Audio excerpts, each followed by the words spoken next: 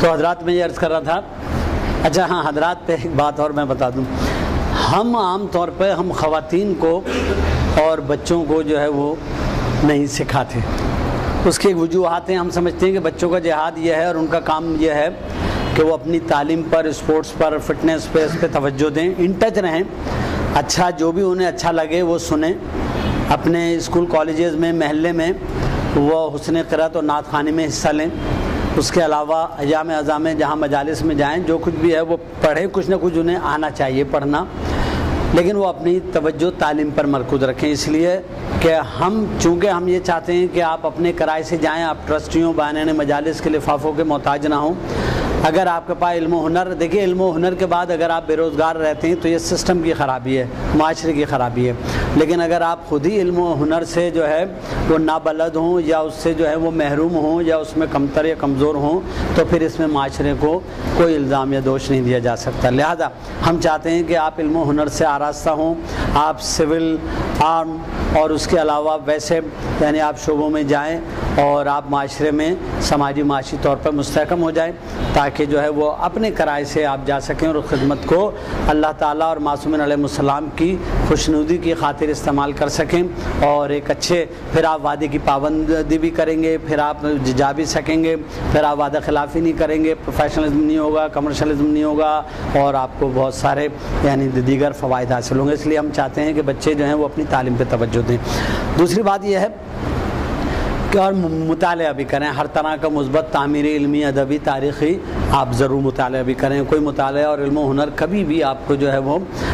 یعنی ضرور فائدہ پہنچائے گا، کبھی رائے گا نہیں جاتا ہے. خواتین کا مسئلہ یہ ہے کہ ہم جس قسم کی سوسانی کرتے ہیں، کئی سال کرتے آواسی گرومنگ میں لگ جاتے ہیں، وائس کلچر کرنے میں برسوں لگ جاتے ہیں. آپ کسی وقت بھی نوحہ خوانی، شاعری، خطابت یہ شروع کر سکتے ہیں، منقبت خوانی، لیکن جو ہے یہ جو سوسانی ہم کرتے ہیں اس میں برسوں لگ جاتے ہیں آدمی کو وائس کلچر کرتے ہوئے. لیکن ایک بات ضرور ہے، اگر آپ یہ ہماری یہ سوسانی، یہ آس والی جو یہ والی کر لیں گے، تو چونکہ ہم یہ ٹیکنک سکھاتے ہیں کہ کس طرح، یہ میں آپ کو جب اس پر آؤں گا تو بتاؤں گا کہ ہوا سے یعنی باہر کی فضا سے، بیرونی فضا سے ہوا کو لینا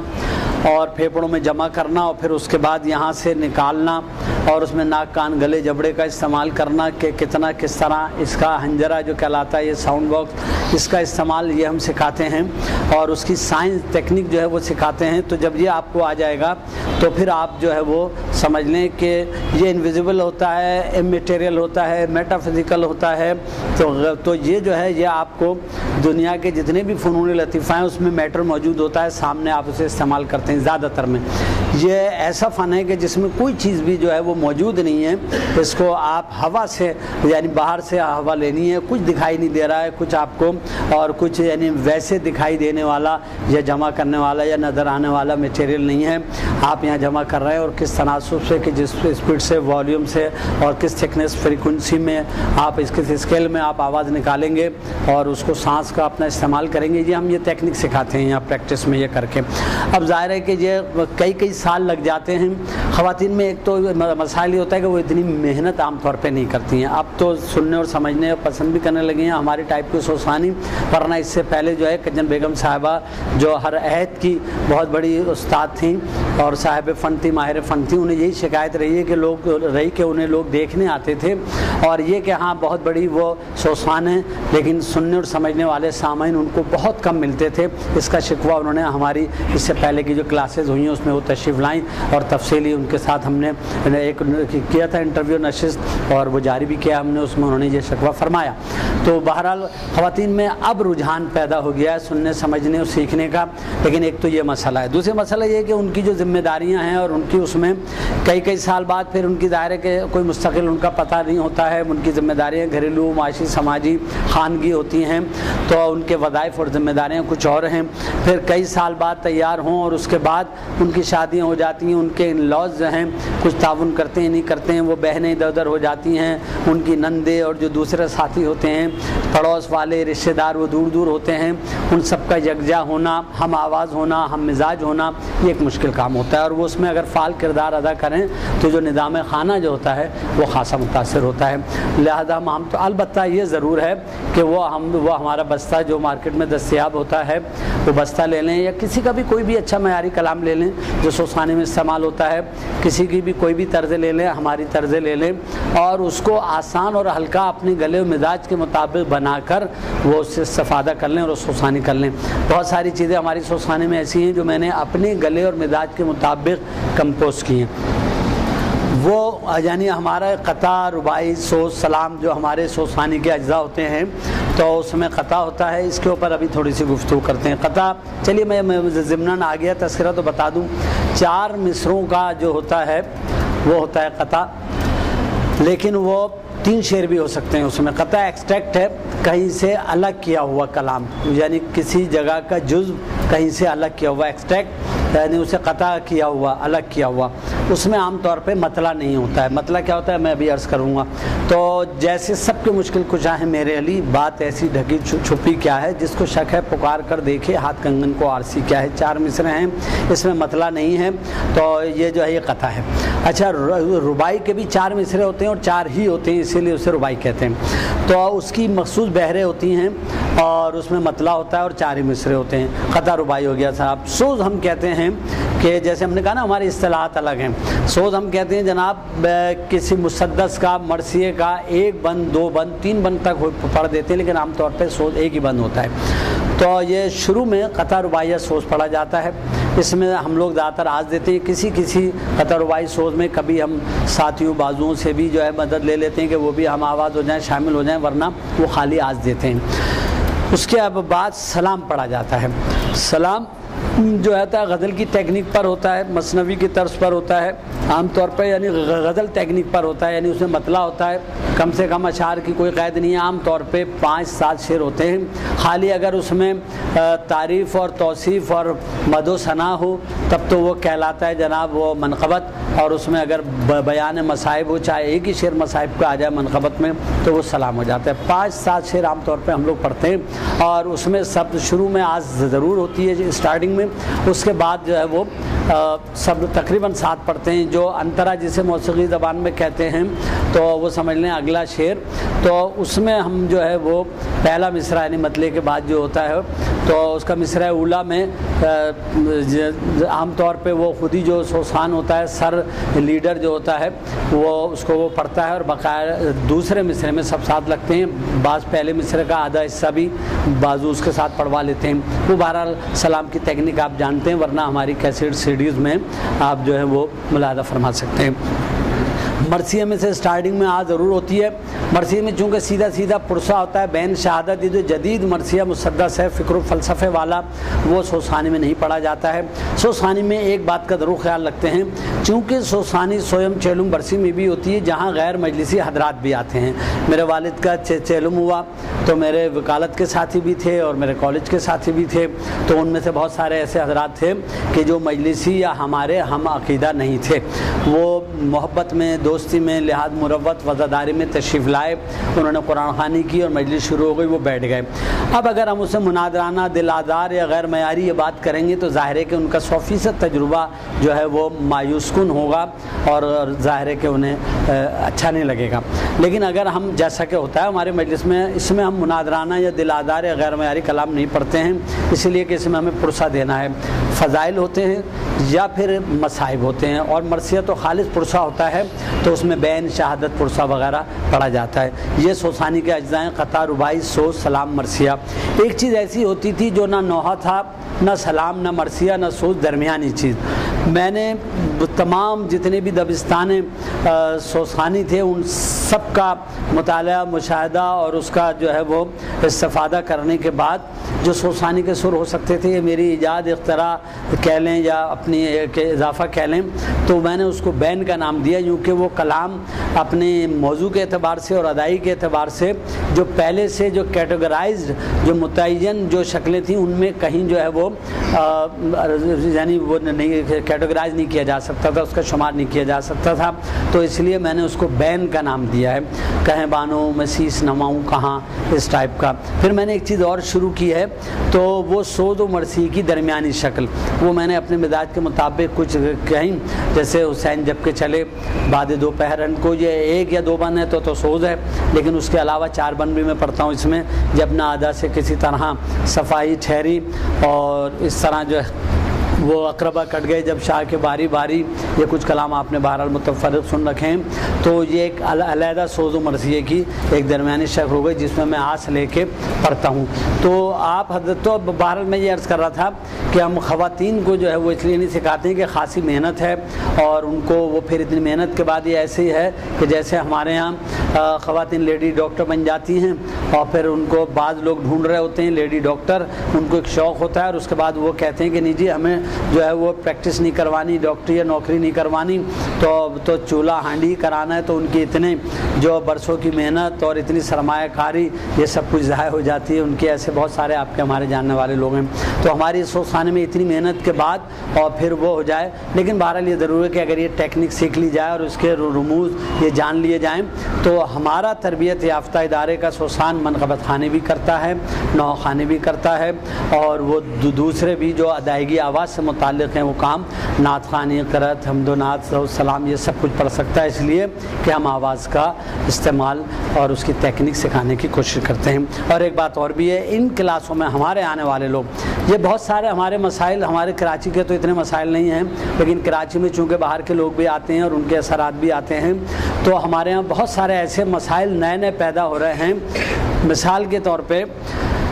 بہت سارے مسائل ہیں، یہ متنازع موضوعات ہیں، مطلب ہمارے محکمات و مسلمات کے خلاف بغیر سوچے سمجھے باتیں ہونے لگی ہیں،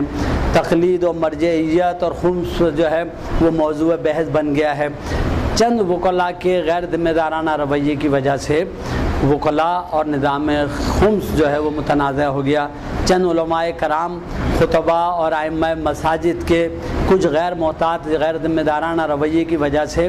عزادار اور نمازی اور ماتمی میں تفریق پیدا ہو گئی ہے، ورنہ پرانے لوگ جو تھے یہ اچھا، پھر ظاہر ہے جب یہ علماء کرام جب یہ ماتمیوں اور عوام میں شامل نہیں ہوں گے، اور ایک بات سنیں، ہم اپنے بچوں سے کہتے ہیں کسی کی کوئی خاص مصروفیت مجبوری ہے تو الگ بات ہے، ورنہ جیسے آپ قرآن خوانی کے وقت سے آتے ہیں اسی طرح آپ کو جو ہے وہ آخر وقت تک آپ کو مجلس جس حد تک جہاں تک آپ سن سکیں آپ کو شریک ہونا چاہیے۔ اگر آپ محض ثانی آئے اور کر کے چلے گئے تو یہ تو آپ کا فرد منصبی شعبہ مشغلہ اور جاب پروفیشن ایک طرح سے ان معنوں میں نہ صحیح کہ آپ پیمنٹ نہیں لیتے ہیں، لیکن بہرحال آپ کا جاب اور پروفیشن تو ہوا نا، یہ پھر آپ کی اپنی عزاداری کیا ہے۔ جو مولانا صاحب نہ سوسانی سنتے، نہ ماتمداری کرتے، نہ نوحہ سنتے، وہ آئے اور مجلس پڑھی اور چلے گئے تو ان کی اپنی عزاداری کیا ہے، تو اس لیے جو ہے آپ جو ہیں وہ یعنی یہ کریں۔ اور الحمدللہ ہمارے ادارے کے اس کے کراچی کے باہر تو لوگ الگ ہیں، لیکن 100 سے زیادہ بچے اور 30 سے زیادہ ایسی نوجوان پارٹیاں ہیں کراچی کے ہر ٹاؤن میں جو کسی ہدیے، نذرانے، نخرے، ناشتہ، پروٹوکول، اخبار میں نام دینے، اور جو ایک سب سے بڑی خوبی ہے ہمارے یہاں انفرادی کہ آپ ہمارے کسی بھی، یہ آپ ناظرین کے لیے یہ بات میں کہہ رہا ہوں کہ آپ ہمارے کسی بھی ساتھی کو بلائیے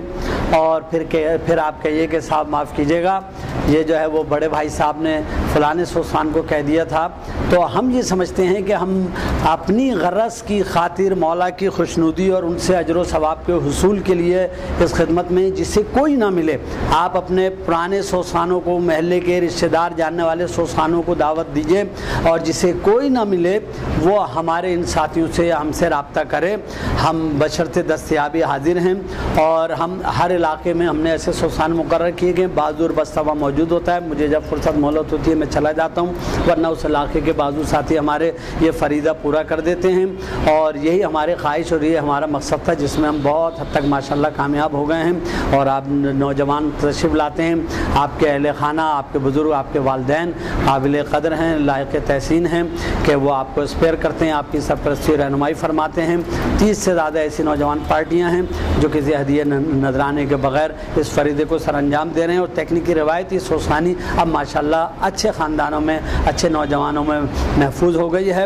اور اللہ کرے، یعنی وہ والی بات ہے کہ آپ انہیں بلائیے اور کہہ دیے صاحب کہ بھائی صاحب نے فلاں سوسان کو کہہ دیا تھا، تو ہم یہ سمجھتے ہیں کہ وہ بھی مولا کا ذاکر ہے، وہ بھی مولا کا جو ہے وہ یعنی مدد گزار ہے اور پرسہ دار ہے، اس نے ہدیہ پیش کر دیا، ٹھیک ہے، بانی مجلس کی ضرورت پوری ہو گئی، ہمیں اپنی نیت کا ثواب آنے جانے تک اس سے ہمیں کوئی محروم نہیں کر سکتا۔ لیکن افسوس جب ہوتا ہے جب یہ بد انتظامی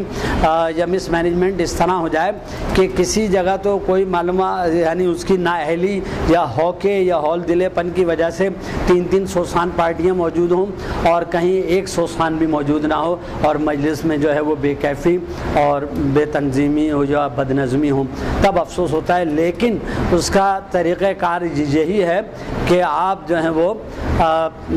یعنی آپ ٹھوک بجا وقت کی پابندی کریں، وعدے کی پابندی کریں، وقت سے پہلے پہنچیں اور پوری مجلس میں بیٹھیں، اور ہمارے زیادہ تر سوسان ساتھی اور ہمارے بازو اسی طرح کرتے ہیں اور کرنا چاہیے۔ تو یہاں ہمارے یہاں ایک اچھی بات یہ ہے کہ ہمارے یہاں یہ مسائل، یعنی اگر علماء کرام سے میری گزارش ہوتی ہے کہ وہ جو لاکھوں روپے عزاداری میں خرچ کر رہا ہے وہ خمس نہیں دے سکتا، صرف یہ باور کرانے کی ضرورت ہے کہ خمس جو ہے وہ حق امام ہے اور صحیح جگہ خرچ کیا جائے گا۔ لوگوں کو شکایت یہ ہوتی ہے کہ لینے کے اجازے تو یعنی سب کے پاس ہیں، دینے کا اعلان اشتہار کہیں نہیں ہوتا کہ مستحق مومنین و سادات کی نشاندہی کیجئے، ہمارے پاس دینے کا بھی ہے، یہ شکایت ہو جاتی ہے لوگوں کو۔ دوسری بات یہ ہے کہ جو خون بہا رہا ہو تو وہ جو ہے وہ 2 رکعت جو سائرات ماتم داری کر رہا ہو اسے 2 رکعت نماز پڑھنے میں کیا اسے ہے؟ بس بات یہ ہے کہ ہمارے علماء کرام یہ جو ہیں وہ اگر شامل ہو جائیں، وہ خود بھی عزاداری کریں، ان عزاداروں کی حوصلہ افزائی کریں، ان کی رہنمائی کریں، اور تو یقیناً جو خون بہا رہا ہے، جو لاکھ روپے خرچ کر رہا ہے، اسے یہ بتائیں کہ امام نے جہاں آپ کو ہمیں یہ کہا کہ جب پانی پینا یا کھانا تو پھر وہ جو ہمیں یاد کر لینا، تو انہوں نے وہاں وہ جو کہا جاتا ہے کلم الناس سے علی قدر عقولہم، لوگوں سے ان کی عقلوں کے مطابق کلام کرو، تو آپ کو انہیں پتہ تھا کہ شاید ہم مجلس اور نظر و نیاز کے موقع پہ انہیں یاد رکھیں گے، تو انہوں نے اپنی بہن سے فرمایا کہ وہ وقت ایسا تھا کہ جہاں آدمی حواس سے یعنی اس طرح ہو جاتا ہے کہ شاید واجب نماز بھی یاد نہ رہے عام آدمی کو، لیکن اس مقام پر ہمارے مولا اپنی بہن سے کیا کہہ رہے ہیں کہ مجھے نماز شب میں فراموش نہ کرنا۔ تو آپ یہ سمجھ لیں کہ اگر یہ بتا دیا جائے کہ ہمارے 2 ہی ائمہ تھے کہ جو اعلانیہ طور پر شہید کیے گئے ہیں، اور وہ دونوں جو ہیں وہ سجدے میں شہید ہوئے ہیں، بقائے کسی کو زہر دیا، کوئی قید خانے میں، کوئی زہر سے شہید ہوا، کوئی جو ہے وہ غیبت میں ہے، لیکن یہ کہ جو اعلانیہ 2 شہید ہوئے ہیں ہمارے ائمہ، وہ دونوں ہی حالت سجدہ میں ہوئے ہیں۔ یہ بات اگر بتا دی جائے تو یہ جو علی اللہ نصیری اور شہادت ثالثہ، یہ مسئلہ الگ ہے، شہادت ثالثہ کا جو قائل ہیں اور جو سمجھتے ہیں وہ پڑھ لیں، جو استحباب پہ قائل ہیں اور جواز رکھتے ہیں، جو نہیں قائل ہیں وہ نہ پڑھیں، لیکن اس مسئلے میں جو ہے وہ کسی کو یعنی وہ نہیں کرنا چاہیے، پڑھنے یا نہ پڑھنے والے اس مسئلے میں انتشاری افتراق پیدا نہ کریں۔ اور اسی طرح نصیری اور علی اللہ کا کوئی جواز نہیں ہے، ان کے لیے ایک الگ موضوع ہے، ضرور مجھ سے بات کریں، لیکن بات یہ کہ علماء کرام کا اصل ہدف اور موضوع یہ ماتمی حضرات ہونے چاہیے، وہ ان کے ساتھ شریک حال ہوں۔ ہمارے مرکزی جلوسوں میں یہ میں نے تجویز پیش کی اور انشاءاللہ قریب عمل درآمد ہوگا کہ تمام مقامات پر مرکزی جلوسوں میں علماء کرام ائمہ مساجد اپنا دستہ لگائیں اور تمام صاحبان بیاض کو، انجمنوں کو دعوت دیں اور کہ وہ وہاں آ کے ان کے اپنی دستیابی اور سہولت کے مطابق دوران جلوس ایک نوحہ آ کے وہاں پڑھ جائیں تبرکاً۔ تو سب سے بڑا حلقہ ان علماء کرام کا ہو ہمارے مرکزی جلوسوں میں، اور وہ جو ایک تھوڑا سا فرق ہے، ایک تھوڑی سی جو خلیج ہے یا تھوڑا سا ایک تفریق ہے، تو وہ ختم ہو جائے۔ تو ماتمیوں میں اور نمازیوں میں جو پہلے نہیں تھی، ہمارے ادارے کے لوگوں میں یہ اس قسم کا کوئی مسئلہ نہیں نہیں ہے، ایک توازن کے ساتھ عزاداری اور دینداری جو ہے نماز بھی ہے اور عزاداری بھی ہے، یہ کوئی متضاد نہیں ہے بلکہ یہ ایک دوسرے سے یعنی مربوط جو ہیں وہ چیزیں ہیں، تو لہذا ہمارے ادارے میں ماشاءاللہ یہ چیزیں قائم ہیں اور انشاءاللہ ماشاءاللہ قائم رہنی چاہیے۔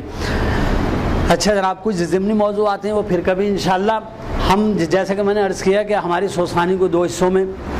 تقسیم کیا جاتا ہے، کیا جا سکتا ہے، بلکہ کوئی بھی صوتی علم و فن ہو اس میں ایک چیز ہو گئی جناب شاعری اور ایک چیز ہو گئی ادائیگی۔ شاعری کی بات یہ ہے کہ جو عام جو بولنے والی یعنی ذریعہ اظہار، ابلاغ، رابطہ، تو اشاروں کی زبان کے علاوہ جو یعنی ظاہر قوت گویائی سے محروم جو افراد ہیں وہ بین الاقوامی زبان ہوتی ہے اشاروں کی، تو اس کے علاوہ جو بھی ہے جاری ہے وہ عام طور پہ بولی کہلاتی ہے، ٹھیک ہے جی، کوئی بھی۔ اچھا، بولی اور زبان میں کیا فرق ہے؟ زبان اسے کہتے ہیں کہ جس کے حروف تہجی ہوں، قواعد ہوں، رسم الخط ہو، جیسے اردو ہے، سندھی ہے، ٹھیک ہے جی۔ اچھا، جس کے اپنے حروف تہجی، قواعد، رسم الخط وغیرہ نہ ہو تو اسے بولی کہتے ہیں، جیسے پنجابی سرائکی ہے، پشتو ہے، سیلو پشتو ہے جسے ہم پشتو کہتے ہیں، تو یہ جو ہے یہ پشتو ہو یا سرائکی پنجابی ہو یہ بولی ہے، اور یہ جو ہے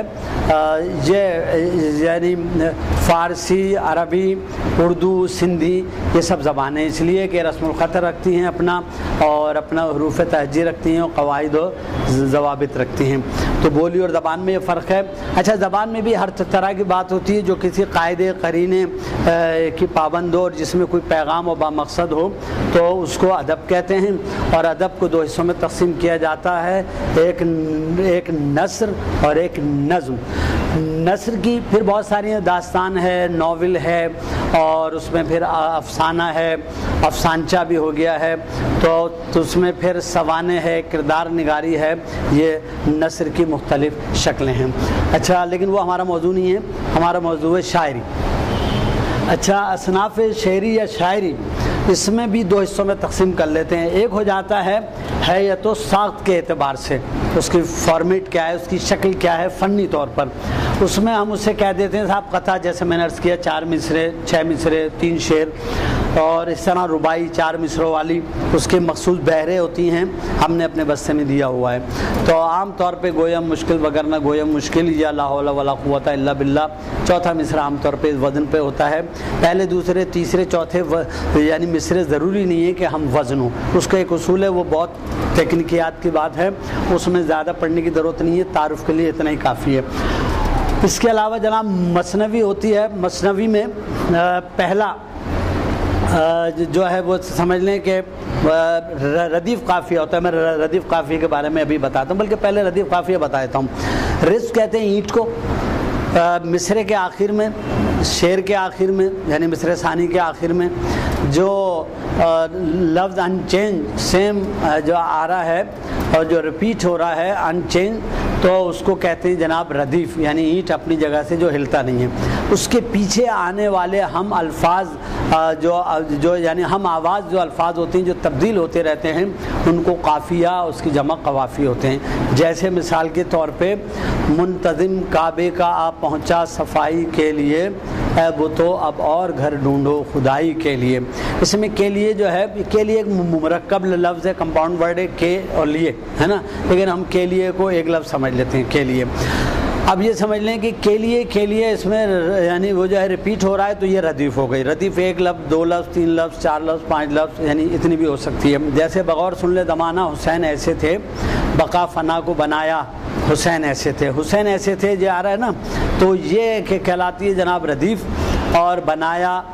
اور زمانہ تو یہ ہم آواز الفاظ ہیں۔ اچھا، عیسیٰ موسیٰ، اسے جو ہے یا مقصورہ وہ کہتے ہیں، وہ جیسے تو یا الف مقصورہ یا مقصورہ، تو عیسیٰ موسیٰ کربلا اور سامرا جو ہائے حفظ ہوتی ہے یہ ہم قافیہ ہیں، تو یہ الگ ڈیٹیل موضوع ہے، اس میں ابھی نہیں جا رہے۔ تو آپ یہ سمجھ لیں کہ ہم آواز الفاظ جو ہیں وہ جو ہے وہ قافیہ ہوتے ہیں جو ردیف کے پیچھے آ رہے ہوتے ہیں۔ پہلا شعر جو ہوتا ہے جو عام طور پہ یعنی دو میں مصرع، ایک میں مصرع کو مصرع یا کہتے ہیں یا فرد بھی کہہ دیتے ہیں، شعر کو بھی فرد کہہ دیتے ہیں، بیت بھی کہہ دیتے ہیں، لیکن بہرحال ایک مصرع جو ہے دو مصروں پر مشتمل ایک شعر ہو گیا، اور شعر میں جہاں ردیف قافی دونوں مصروں میں آ رہے ہیں اور شروع میں آ رہا ہے اسے مطلع کہتے ہیں۔ شاعرانہ جہاں آدمی اپنا نام استعمال کرتا ہے، ایک ہوتا ہے اس میں علم، جیسے کسی کا نام ہے مرزا اسد اللہ، تو یہ اس کا یعنی اس میں علم ہے، یہ اس کا نام ہو گیا۔ پھر اس کے بعد جو ہے اس کی عرفیت ہو گئی کسی بھی وجہ سے، مرزا نوشا، یہ ان کے جاب عرفیت ہو گئی جو ہمارے آپ کے یہاں بھی ہوتے ہیں۔ تیسری چیز جناب ہو جاتی ہے کہ لقب جو یعنی آدمی خود اختیار کرتا ہے، دوسرے لوگ بھی دے دیتے ہیں، اور اسی طرح ہوتا ہے خطاب ہمیشہ سپیریئر اتھارٹیز یا عوام دیتے ہیں۔ پھر ایک ہوتا ہے قلمی نام جسے ہم تخلص کہتے ہیں۔ عربوں میں کنیت بھی ہوتی ہے، اگر یعنی پیدا ہونے والا نومولود اگر یعنی بچہ ہے تو اس کو ابو طالب، ابو ذر یہ رکھ دیتے ہیں، یہ ہمارے یہاں نام بھی ہوتے ہیں، اور بچی ہے تو ام سلمہ، ام فروہ وغیرہ وغیرہ۔ تو اس طرح جو ہے سمجھ لیں کہ یہ کنیت کہلاتی ہے۔ کنیت بن بھی جیسے محمد بن قاسم، تو یہ ابن یا ابو جو ہے یہ کنیت کہلاتی ہے، اور جو نسبت ہے اور بقایا جو ہے اس میں وہ جو ہوتا ہے قلمی نام، اور جو تخلص جیسے انہوں نے غالب رکھا تو یہ قلمی نام جو ہوتا ہے، کیونکہ نام ایک مجبوری ہوتی ہے، عرفیت ایک مجبوری ہوتی ہے، خطاب و لقب بھی بعض اوقات غیر اختیاری ہوتا ہے، مجبوری ہوتی ہے، اچھا برا دونوں ہو سکتا ہے، لیکن قلمی نام شاعرانہ اپنے مترنم جو ہر بحر میں آ سکے یا جو شاعر کو پسند ہوتا ہے، خود اختیاری ہوتا ہے، وہ یعنی وہ کہلاتا ہے تخلص۔ تو وہ جہاں آخر میں وہ اپنا شاعرانہ نام تخلص استعمال کرے اسے مقطع کہتے ہیں۔ مثنوی میں عام طور پہ یعنی دو مصروں کا آپس میں ردیف قافیہ ہو سکتا ہے، اور یہ بھی ہو سکتا ہے ہر شعر کا کوئی لمبا مسلسل کوئی بیان کرنا ہو تو وہاں اس میں مثنوی کا سہارا لیا جاتا ہے۔ اس موضوع کو ابھی چھوڑ دیتے ہیں۔ غزل ٹیکنیک یہ ہوتی ہے جس میں سلام کہا جاتا ہے، مطلع ہوتا ہے، اور اس کے بعد جو ہر شعر کا دوسرا مصرع میں ردیف قافیہ ہوتا ہے۔ شعر کی کوئی قید نہیں ہے، موضوع کی کوئی قید نہیں ہے، اس کے حقیقی بھی ہو سکتا ہے، اس کے مجازی بھی ہو سکتا ہے، اور یعنی غزل کا کوئی عنوان نہیں ہوتا ہے، کوئی موضوع نہیں ہوتا ہے، کوئی تسلسل نہیں ہوتا ہے۔ اس میں ایک چیز میں اور لکھ دیتا ہوں، وہ رہ گئی تھی اس میں، وہ کہلاتی ہے نظم۔ نظم کیا بھیا یہ دکھا دیے گا، یہ پہلے میں نہیں آیا تھا یہ۔ اچھا نظم میں ویسے تو ہر شعر کو ہر یعنی شاعری کو نظم منظومات کہہ دیتے ہیں، لیکن تکنیکی اصطلاحی طور پر نظم کا موضوع بھی ہوتا ہے، عنوان بھی ہوتا ہے۔ حب وطن جیسے مد و جزر اسلام ہے نا، حب وطن اور طلوع سحر وغیرہ، یعنی طلوع سحر یہ جو سب ہوتا ہے یعنی عنوان، وہ اس میں ایک مسلسل موضوع ہوتا ہے اور اس کا عنوان ہوتا ہے، یہ کہلاتی ہے نظم۔ اچھا مخمس 5 مصروں والا اور جی بتائیے نظم اور مثنوی میں۔ اچھا یہ میں ابھی عرض کرتا ہوں۔ میں دیکھیے یعنی یہ جو فرق یہی ہے، مثنوی میں ضروری نہیں ہے کہ کوئی موضوع ہو، اول تو اس میں بھی ایک حکایت ایک بیان ہوتا ہے، لیکن ضروری نہیں ہے کہ اس میں کوئی ایک مسلسل موضوع اور عنوان بھی ہو مثنوی میں، لیکن نظم جو ہوتی ہے وہ اس مثنوی کی شکل میں بھی ہو سکتی ہے، اور مسدس میں بھی ہو سکتی ہے، مخمس میں بھی ہو سکتی ہے، غزل ٹیکنیک میں بھی ہو سکتی ہے۔ ہاں یعنی اس کا تعلق جو ہے حیت و ساخت سے نہیں ہے، موضوع سے ہے، یعنی اس کا تعلق۔ اچھا وہ آپ نے پوچھ لیا، یہ مشکل سوال تھا اور اہم بات تھی یہ۔ اچھا بقایا جب ہم مذہبی شاعری میں ابھی آتے ہیں، مسدس اور مخمس، مربع، رباعی، ثلاثی اور ہائیکو آج کل جو ہے وہ اور بھی ضمنی، وہ ایک پروز پوئٹری بھی کہلاتی ہے، نظم معرہ، معلہ وغیرہ وغیرہ، اس کو میں نہیں مانتا ہوں۔ میرے ماننے نہ ماننے سے کیا ہوتا ہے، اور بھی بہت سارے لوگ ہیں جو مقید شاعری ہے میں اسے ہی مانتا ہوں، اور ہماری سوسانی و مذہبی اس میں مقید شاعری جو ہوتی ہے، جو ضابطے اور قواعد کی جو اساتذہ کی مستند، اسی کو ہی جو ہے وہ اختیار کیا جاتا ہے اور اسی کو اہمیت دی جاتی ہے۔ ایک ہوتا ہے ترکیب بند اور ترجیح بند۔ ترکیب بند یہ ہوتی ہے، ترجیح بند ہوتا ہے جو ایک ہی مصرع بار بار یعنی لوٹایا جا رہا ہوتا ہے، آخر میں 4 مصرے یا 5 مصرے یا 6 مصرے یا 2 مصرے ہیں، اور اس کے بعد ایک مصرع جو ہے سیم ان چینج ریپیٹ ہو رہا ہے وہ میں مصرع، تو وہ کہلاتا ہے ترجیح یعنی وہ رجوع کر رہا ہے، وہ پہلا مصرع ہے نا، تو وہ جو یعنی وہ ہوتا ہے۔ اچھا، اور وہ جو ترکیب ہوتی ہے اس میں تھوڑی تھوڑی تبدیلی آتی رہتی ہے۔ مثال کے طور پہ جب امام آئیں گے میرے کلام میں، تو اس میں ہم جو ہے جب امام آئیں گے وہ مخمس شکل میں ہے، تو 5واں مصرع کہ بات کیا نبھائیں گے، کس طرح نبھائیں گے، جب امام آئیں گے تو اس میں رپیٹ ہو رہا ہے، اور اس کے بعد جو ہے وہ جب آئیں گے، اور جب وہ جو ہو رہا ہے بلکہ آئیں گے تو نبھائیں گے، تو آئیں گے جب امام آئیں گے رپیٹ ہو رہا ہے، یہ ردیف ہو گئی، اور نبھا بتا بنا جو ہے یہ قافیے ہو گئے، تو یہ کہلاتا ہے ترجیباً۔ جی ترجیباً میں نہیں، وہ جو ترجیباً میں شعر بھی ریپیٹ ہو سکتا ہے، مصرع بھی ریپیٹ ہو سکتا ہے، لیکن وہ عام طور پہ یعنی ترجیح میں مصرع ہی ریپیٹ ہوتا ہے۔ وہ بعض جگہ ایسے آئیں، ٹھیک ہے آپ نے، جیسے مناجات وغیرہ آئی ہیں، تو بعض جگہ مناجات آئی ہیں کہ 4 مصرے الگ کہہ کے وہ 2 مصرے جو ہیں وہ جائے گا جب لاد چلے گا بنجارہ۔ ہاں بالکل، آپ نے یعنی جو یہ عوامی شاعر تھے نذیر اکبر آبادی صاحب، اور انہوں نے تو خیر بہت کہی ہیں ماشاءاللہ، روٹی نامہ، انسان نامہ، بنجارہ نامہ وغیرہ، تو اس میں بہت ساری باتیں ہیں۔ تو مخمس مسدس 6 مصروں والا جو مرثیہ جو ہے پہلے 4 مصروں میں بھی تھا، تو لیکن یہ کہ پھر یہ جو موجودہ شکل میں جو ہے مسدس مرثیہ، تو یہ الگ ہوتا ہے۔ بہرحال وہ اس میں ہم زیادہ نہیں جاتے، یہ سمجھ لیں۔ اچھا، یہ ہو گئی حیت و ساخت کے اعتبار سے۔ اب آ جائیے جناب موضوع کے اعتبار سے۔ موضوع کے اعتبار سے جو مجازی شاعری ہے دنیا والوں سے متعلق، اس کو تو ہم شامل نہیں کر رہے۔ جو حقیقی شاعری ہے، دینی و مذہبی شاعری ہے، اس میں جو اللہ تعالیٰ کی شان میں کلام کہا جائے، وہ کسی بھی فارم میں ہو، مثنوی ہو، غزل تکنیک پر ہو، قطع، رباعی، مصدر جو بھی ہو، تو وہ حمد کہلاتا ہے، وہاں موضوع ہے۔ اللہ تعالیٰ جہاں موضوع ہے وہاں حمد ہے، جہاں حضرت موضوع ہیں، جہاں ممدوح حضرت ہیں وہ نعت ہے، اور جو بزرگان دین، اولیاء کرام، انبیاء، ائمہ، معصومین، متعلقین اور دوسرے جو ہے محترم شخصیات، تو وہاں بزرگان دین، اولیاء کرام وہ سب ہو جاتی ہیں یعنی منقبت، جس کی جمع ہے مناقب۔ اچھا، ہمارے ہاں قطع، رباعی، سوز، سلام، بین، نوحہ، مرثیہ اصناف یعنی سوزخانی میں آ جاتے ہیں وہ۔ اچھا، قصیدہ میں آپ کو بتا دوں، قصیدہ کچھ ساخت میں آتا ہے، کچھ موضوع میں آتا ہے۔ قصیدے کو ہم شامل کرتے ہیں اور کرنا چاہیے تھا۔ یہ میں اس کو بھیا اس کو بھی ذرا دکھا دیے گا۔ اچھا، قصیدہ جو ہے اس میں قصیدہ مدحیہ بھی ہوتا ہے اور تنقیص میں بھی ہوتا ہے، حجو کہلاتی ہے وہ، کسی کی برائی میں بھی اور کسی کی جو ہے وہ تعریف میں بھی۔ اچھا، قصیدے کے اور ویسے جو مرثیہ تھا تکنیکی، اس کے بھی چہرہ، تشبیب، تمہید اسے کہہ لیں۔ پھر اس کے بعد اس میں بہت ساری چیزیں تھیں، اس میں مناظر فطرت ہیں، مظاہر قدرت ہیں، اس میں جو ہے وہ سراپا ہے، اس میں پھر جو ہے وہ گریز ہے، پھر اس میں جو ہے گھوڑے کا بیان ہے، تلوار کا بیان ہے، رجز ہے،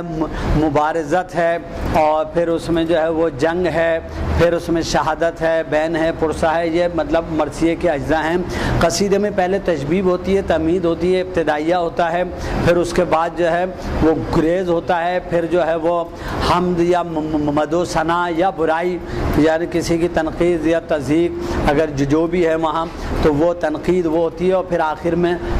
یعنی دعا، مدعا، جو کچھ بھی ہے اپنا بیان کرنا، اور پھر مقطع۔ تو یہ حیت کے اعتبار سے، تو حیت کے اعتبار سے اور موضوع کے اعتبار سے قصیدہ دونوں جگہ شمار کیا جا سکتا ہے۔ قصیدے کو حیت میں بھی شمار کر سکتے ہیں، عام طور پہ اس کی جو غزل تکنیک ہے اسی میں ہی ہوتا ہے، اور اس میں یعنی اس طرح ہوتا ہے جیسے یہ کہا جائے کہ صاحب یہ جو ہیں وہ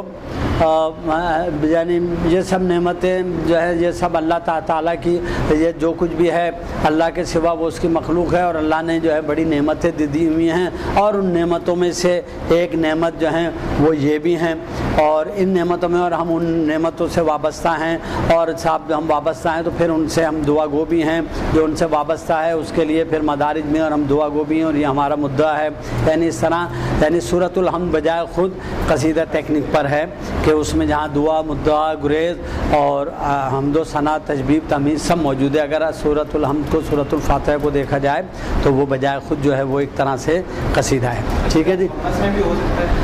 ہر شکل میں ہر اس میں ہو سکتا ہے۔ اچھا صاحب اب آپ دیکھیے، اچھا ہاں یہاں ایک بات یہ کہ ہماری بدقسمتی سے مذہبی شاعری میں، مذہبی شاعری فیکٹس کی شاعری ہوتی ہے،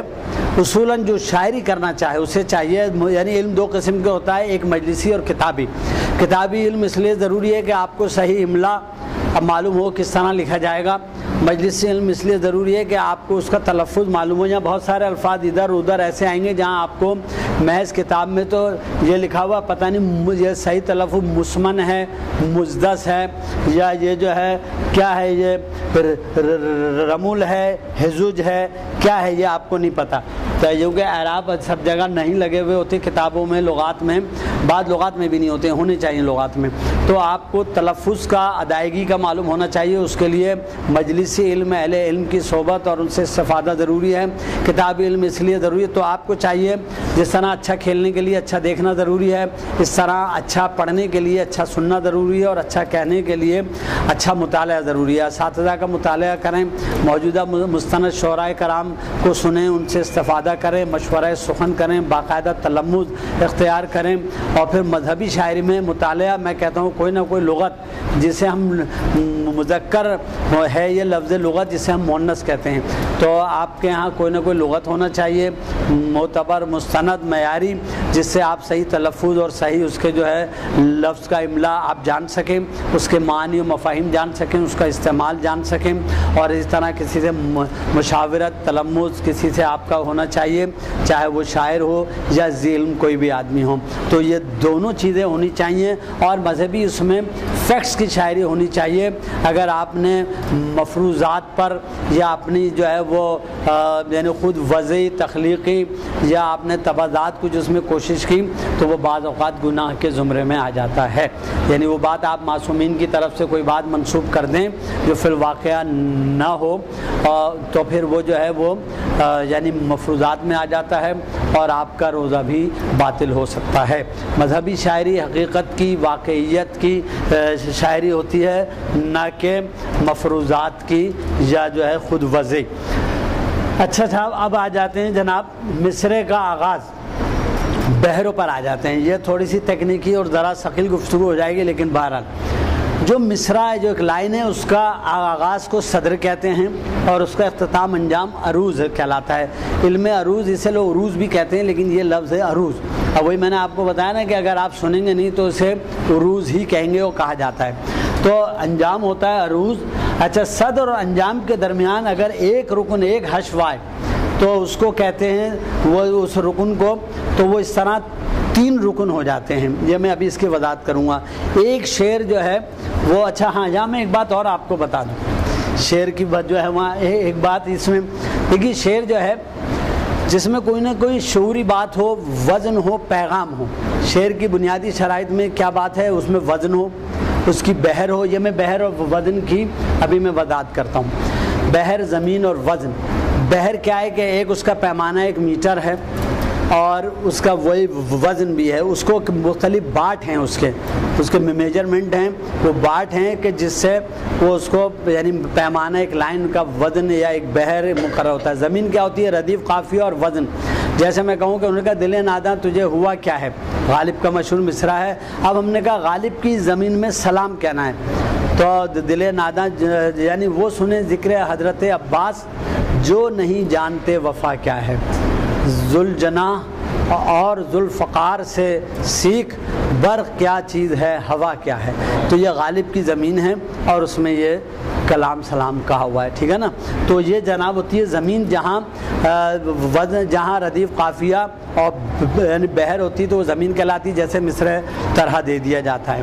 تو یہ اچھا وزن اور بحر کیا ہے؟ وزن مختلف یعنی چھوٹے بڑے اوزان رکھ کر بحر بنائی جاتی ہے، اس کی طرف ابھی آتے ہیں۔ تو یہ سمجھ لیں کہ ایک شعر میں 6 یا 8 عام طور پر جو ہے باٹ ہوتے ہیں یا اوزان ہوتے ہیں، تو اس سے 6 والی ہے تو مسدس، اور اگر 8 والی ہے تو مسمن کہلاتی ہے وہ۔ اچھا، اور اس میں ایک بات کیا ہے، یہ مسمن، اس میں اضحاف کہتے ہیں، اس میں کوئی رکن کم کر دینا، کوئی چیز کمی کر دیتا ہے تو وہ محذوف ہو جاتی ہے، اور پھر اسے مینٹین کرنا ہوتا ہے، اس کی طرف میں ابھی آتا ہوں۔ اچھا جناب، اگر 6 ارکان ہو جاتے ہیں ایسی بحر کو مسدس کہتے ہیں، جبکہ درمیان میں اگر 2 حشو 2 ارکان آ جائیں تو اس بحر کو مسمن کہا جاتا ہے۔ اس کی میں وضاحت ابھی کرتا ہوں۔ جو حرف لکھا جائے مگر بولا نہ جائے، جیسے بالکل ہے نا، تو دیکھا جائے تو بالکل ہم لکھتے ہیں نا، تو بے الف 2 لام 3 کاف 4 اور پھر لام 5 حرفی لفظ ہے، لیکن ہم کہتے ہیں بالکل، تو بالکل 4 حرفی ہو گیا۔ تو ہم لکھنے میں جو ملفوظ جو مکتوبی ہیں، یعنی جو مکتوبیت ہے بالکل 5 حرفی لفظ، لیکن یہ جب ہم بولتے ہیں تو یہ ملفوظی کہلاتا ہے، تو وہ 4 حرفی ہو جاتے ہیں۔ تو تختے میں ہم اس کو وہاں شمار کرتے ہیں۔ نون غنہ اور حروف علت، حروف علت کہلاتے ہیں جناب وائے اور جیسے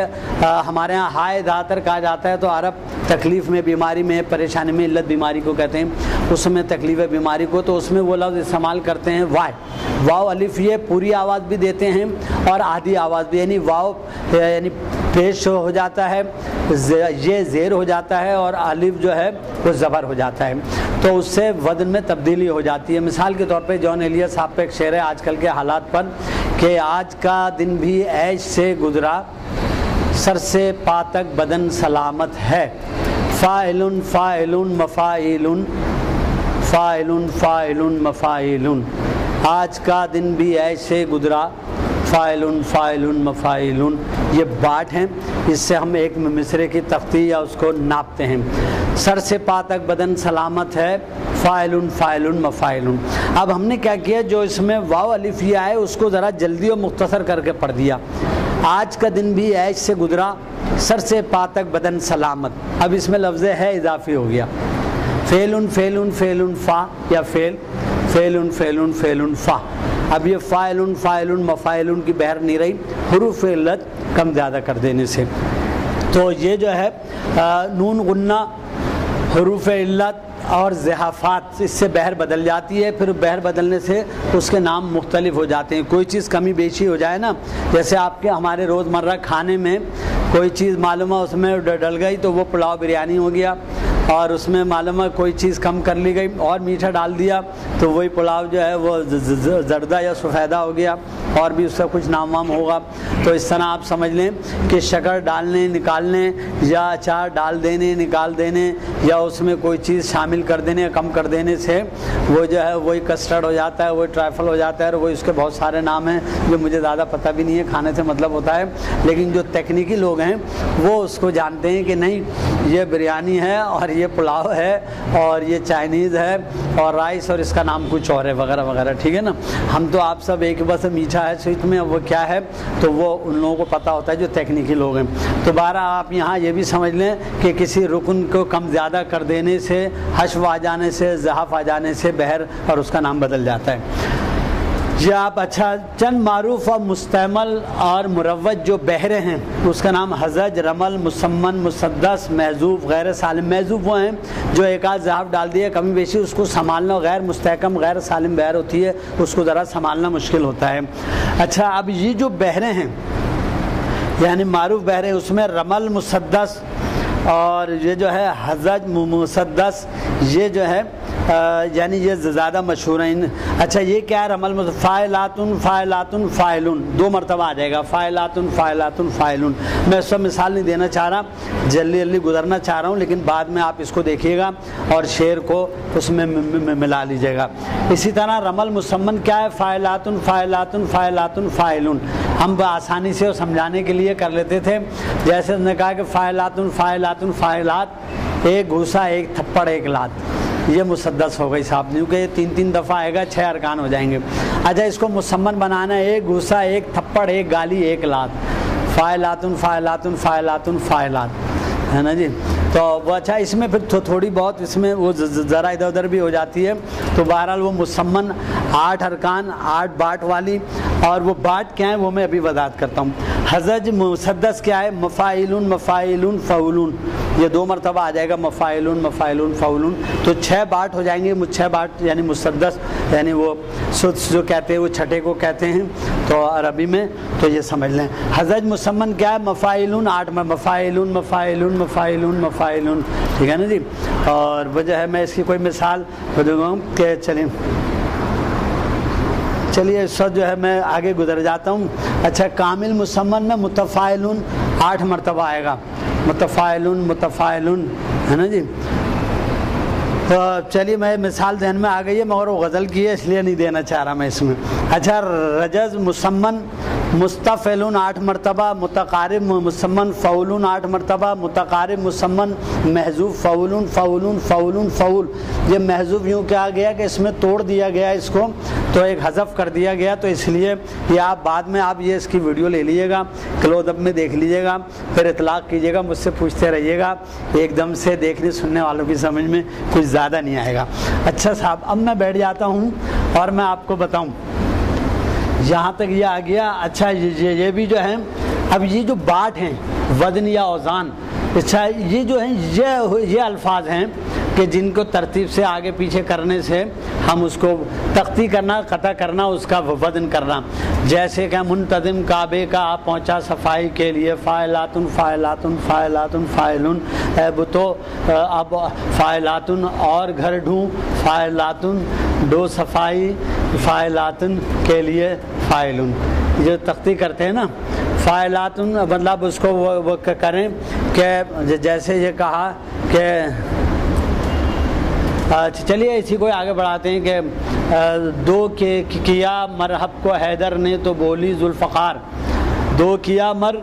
فاعلاتن حب کو جب ہے فاعلاتن در نے بولی فاعلاتن ذوالفقار فاعلون ہے نا. ہاتھ ایسا فاعلاتن چاہیے تیغ فاعلاتن آزمائی فاعلاتن کے لیے. اچھا ایک اس میں ایک مسئلہ کیا ہے یعنی الف سے پہلے یعنی اگر الف کے علاوہ تیغ آزمائی کے الف کے علاوہ کوئی حرف ہوتا تو یہ بحر سے نکل جاتا مگر الف میں یہ گنجائش ہے کہ اس سے آدھا پڑھ لیتے ہیں حرف علت ہے تو تیغ آزمائی ورنہ یہ گڑبڑ ہو جاتی. اچھا اسی طرح جو ہے اور کہ وہ اور آگے اس میں بڑھیں کہ ہاں کہتے تھے عباس میں سکا ہوں فوج شاہ کا. کہتے تھے اب فاعلاتن باس میں سک فاعلاتن کا ہوں فوج فاعلاتن شاہ کا فاعلون ہے نا. تو خون کے در فاعلاتن یا بہادوں فاعلاتن گا ترائی فاعلاتن کے لیے فاعلون. یہ کہلاتی ہے تختی قطع کرنا. شعرا جو وزن کرتے ہیں نا یہ اس طرح کرتے ہیں. اچھا اس میں پھر کچھ اصول ہیں وتد اور سبب اور وہ سہ حرفی اور دو حرفی اور خاموش اور متحرک وہ جو ہے وہ مطلب ڈیپ مسائل ہیں تو وہ اس طرح کلاس میں نہیں ہو سکتے. یہ صرف بنیادی خاکہ ہے. اچھا جی فعلن فعلن فعول فعولن فاعلن مفعول اور مفاعلن فاعلات مفاعل مفتعلن فاعلاتن مفاعلن فاعلاتن مستفعلن مفعولات اور مفعولن. یہ جو ہیں یہ باٹ ہیں. ان باٹ کو آگے پیچھے ترتیب دینے سے ایک بحر ایک وزن ایک میٹر متعین ہوتا ہے اور پھر اسی کو مد نظر رکھے کلام کہنا ہوتا ہے. اس کے کچھ ضمنی اور ذیلی مسائل بھی ہیں وہ یہاں نہیں آ سکتے وہ جب آدمی عملی طور پہ آتا ہے. چند بحریں جو مشہور ہیں جو مروج ہیں حزج مسمن رمل مسمن احزوجہ ارمولا اور حزج مسدس اور مضارع محتبز اور مزدوج متقارب چامہ محزوج مقتضب ازرو مرغوب اور یہ ہو گیا خفیف کامل سری رمل رجز اور متزاوج مقبول ترانہ منصرف متقارب محذوب زمزمہ وغیرہ. کسی رکن کو یعنی کم کر دینے کو یہاں کم رہ گیا تھا کر دینے کو